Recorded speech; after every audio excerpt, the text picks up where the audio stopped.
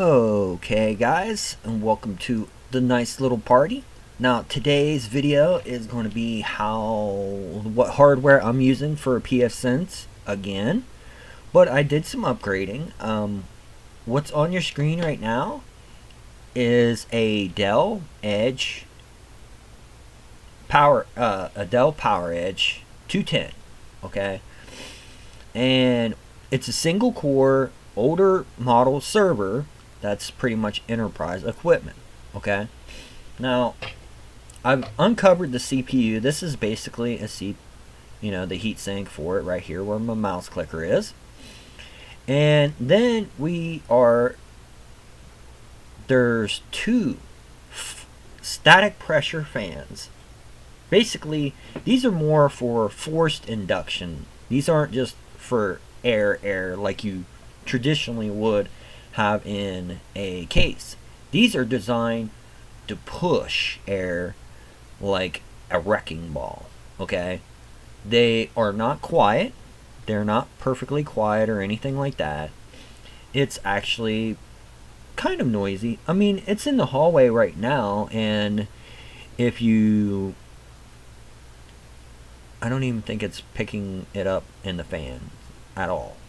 So it's probably not as loud as I already said, but it's kind of nice. Now you will notice there's a wireless card in here. Well, that's just because, well, I want it just for a router, and two, I know it's not like it's kind of frowned upon to put a wireless card in and everything else, but this is just a server that I'm using as just a basic router, and I don't really have anything on the network that is going to be too kind of frantic, and well, here's the thing. The only people that's around me right now that even can come close to even getting the wireless signal are not smart enough to be able to crack into it anyway. I mean, seriously, they're not. And the other ones are all cops. So, yeah, very, very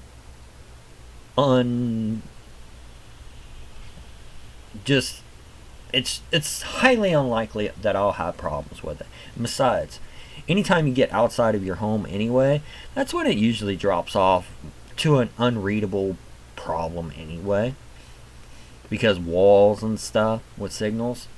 Now, there is a few things that's cool about these servers. They actually have two USBs, like right here.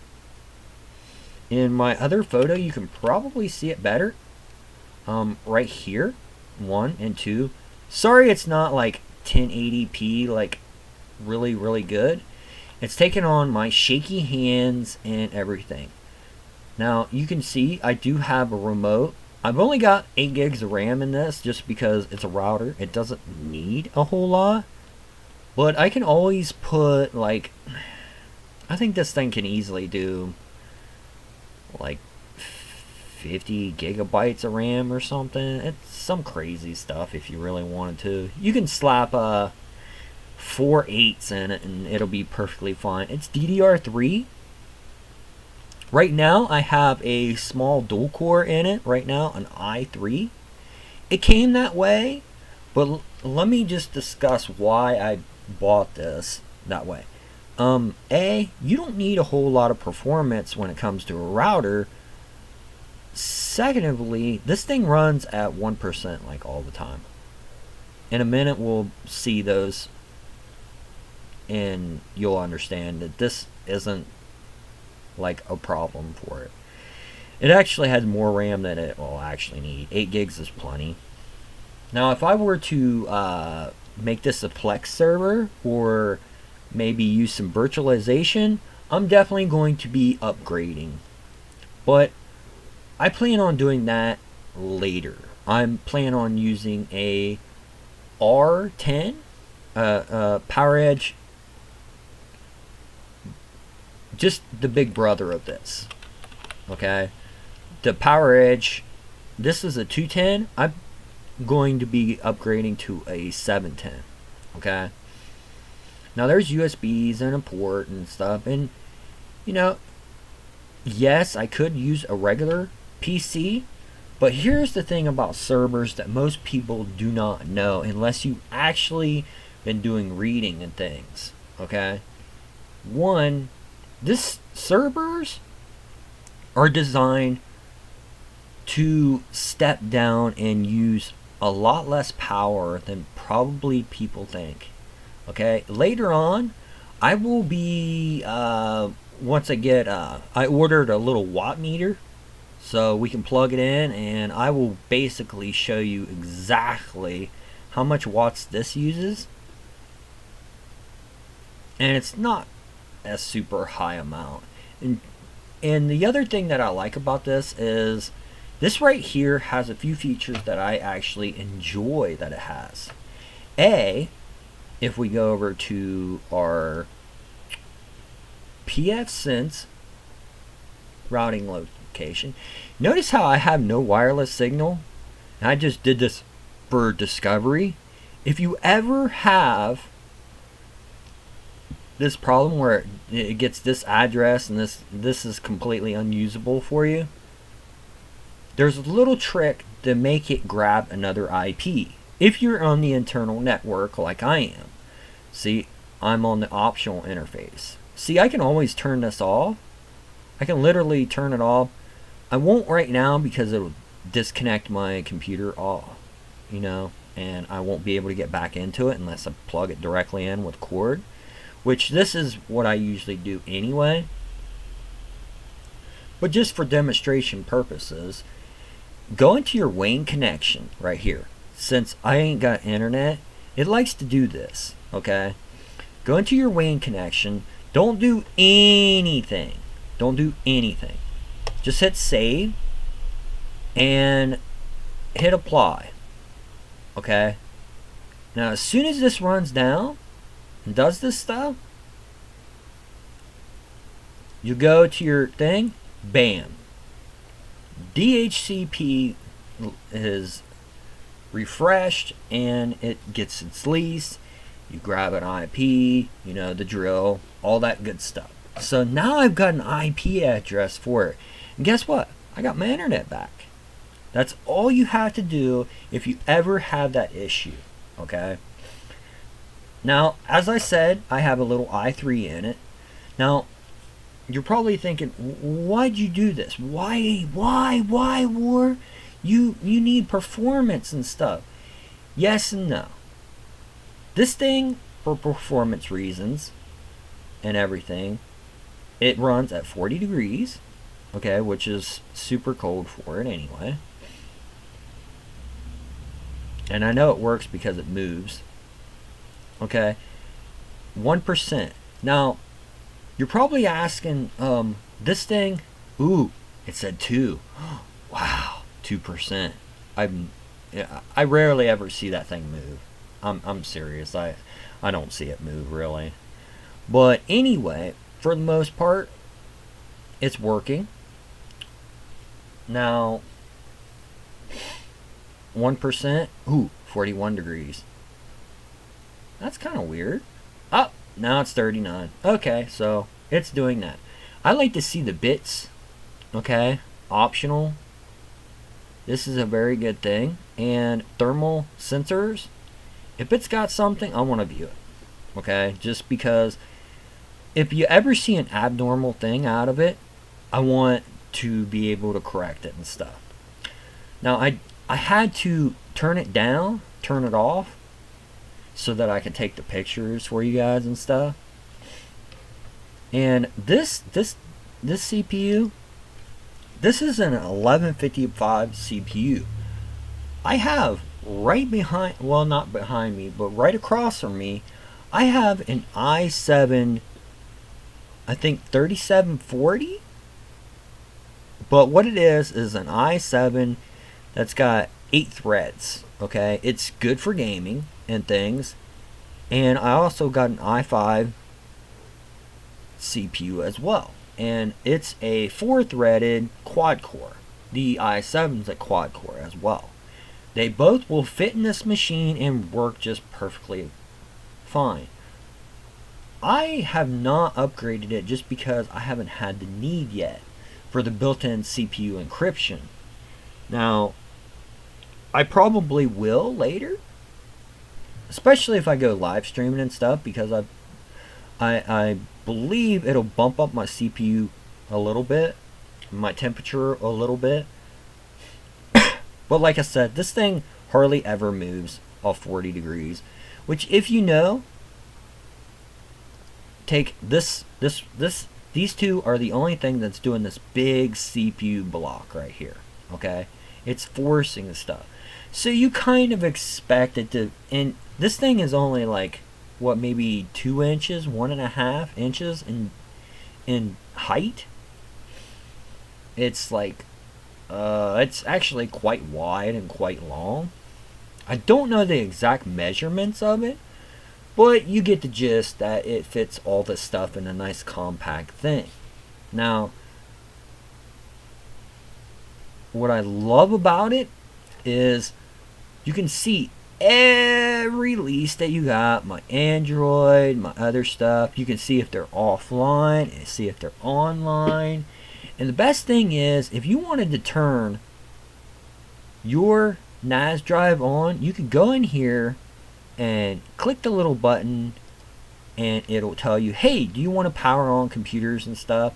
Well, guess what? I want to wake everything up that has the stuff there, right? Everything. I want to wake it all up because I can't, right? So I can do that. And the awesome thing about it is you can actually limit other people's like internet, so you make it really slow for them.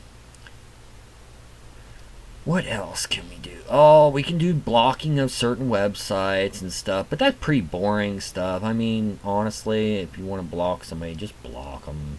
Go over there. And the really cool thing is, I have a NAS drive. FreeNas. Okay. Boom, boom, boom. And this is it. What is these critical things? Oh. Those were a long... Oh, what?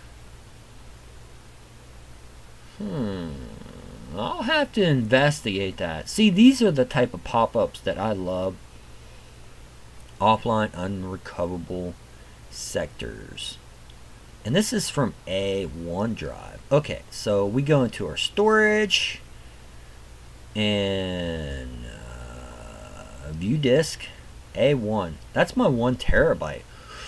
Ooh, there's some sectors that are unreadable. That could be bad. That could be actually really bad for us.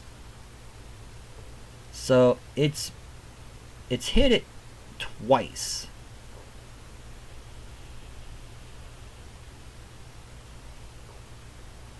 Changed plus 24. So that could be a really bad indication for us. So this is telling me that I don't use this a whole lot, and I never have it really on unless I need it.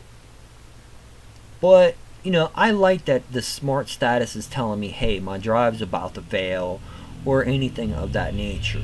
Now, this could be something really stupid, as in, like, the cable's bad or so. So I'll be going over there and probably buying, like, 4 or 5 cables, okay? And just order them off eBay or something like that, you know. Some good quality cables. Because it could just be the hard drive cable, okay? You'll get that when a hard drive cable goes bad. Now, this 250 right here that you see, that's like the smallest drive that I have right now for FreeNas.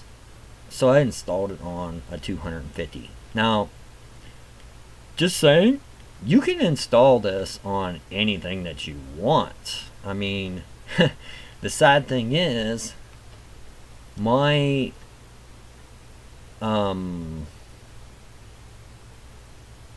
see this? This is my actual hard drive. Okay, I believe. Yeah, that sounds about like a hard drive. I've got a 500 gig in my Pfsense router box that I'm using for just Pfsense, and that's it, which is far, far too much. Far, far too much.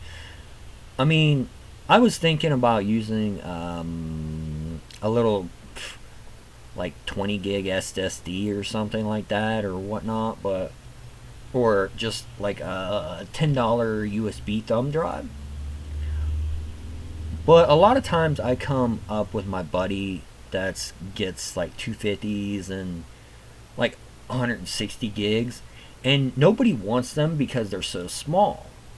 But the big great thing is, he'll sell me like 3 or 4 of them for like $20, right? And they're perfectly good drives, no issues whatsoever. I mean,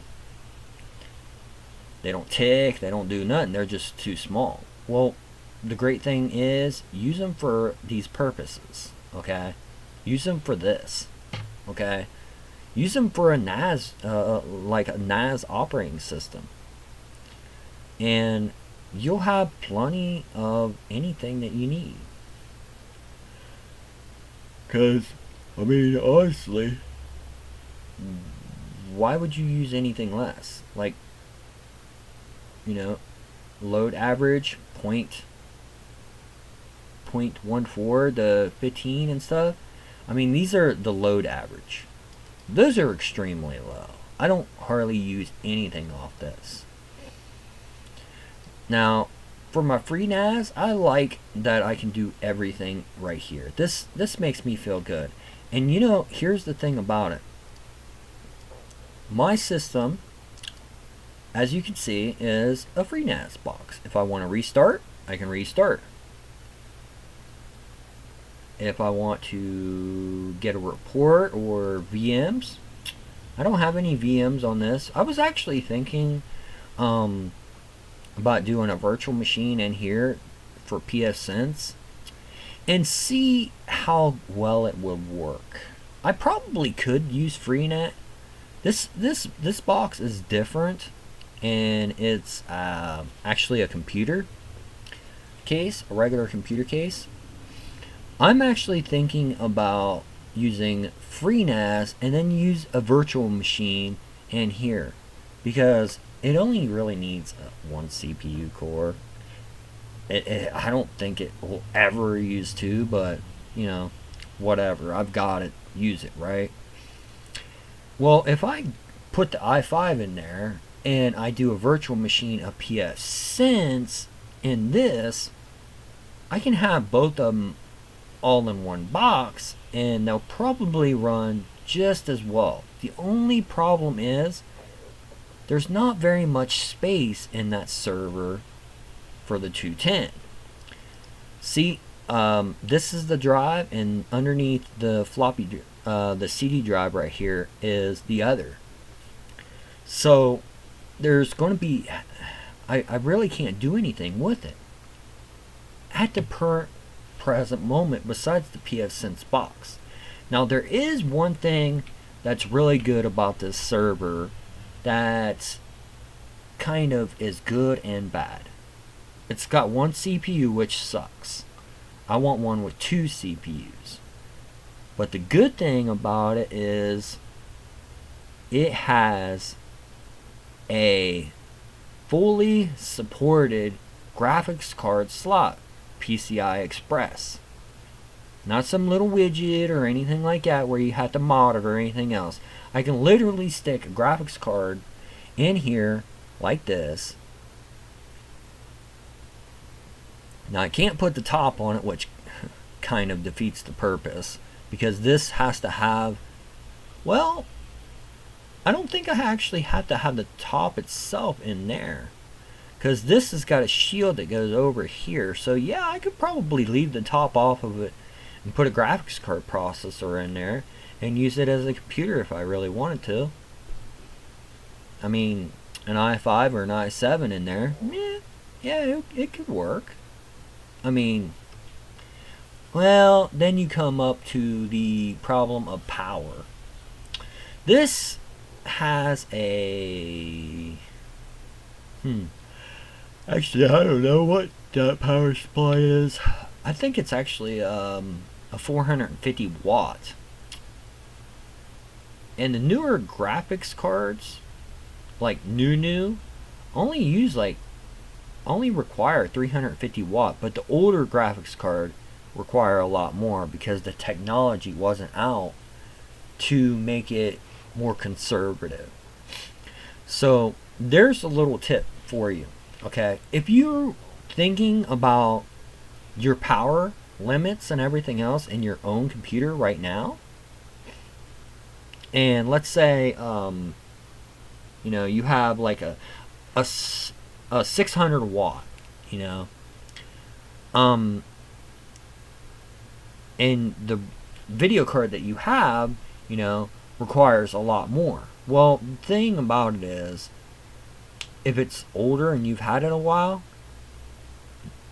it starts consuming more power than what it originally is intended for. But if you buy the newer stuff, like let's say, I think it's 1050 Ti, or a little bit more than that, those actually run on like 300 to 500 watts minimal. That's what you should have. So it's really power efficient, and the 1050 Ti's aren't that much. They're like, I think the last time I seen them, they were like $280, which I know it's extremely stupid how GPU prices are at the current price moment. But the thing is, it'll something will happen, something will eventually happen,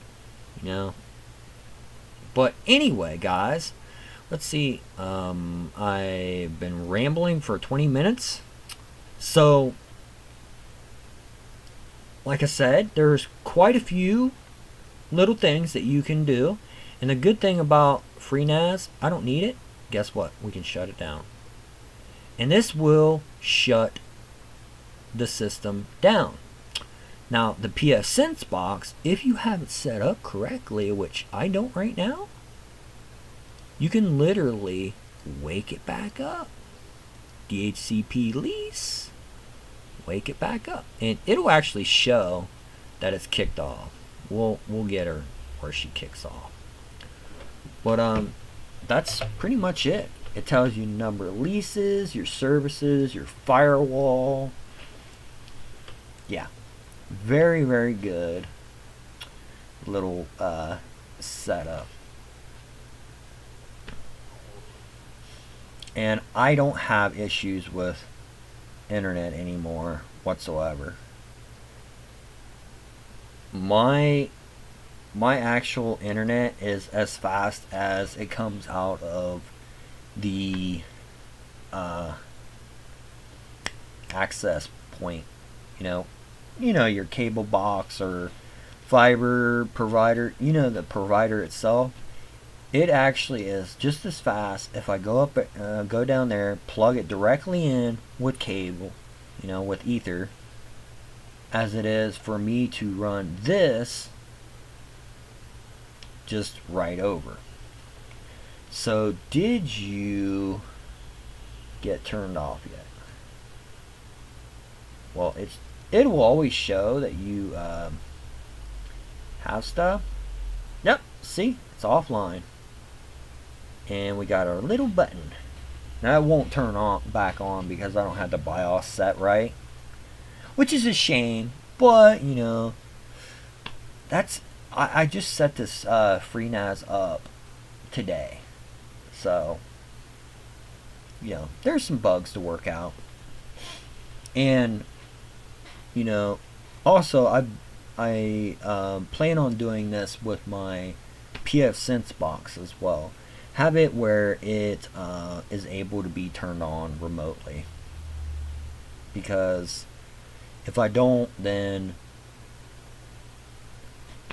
the problem is I need it to be able to be turned on,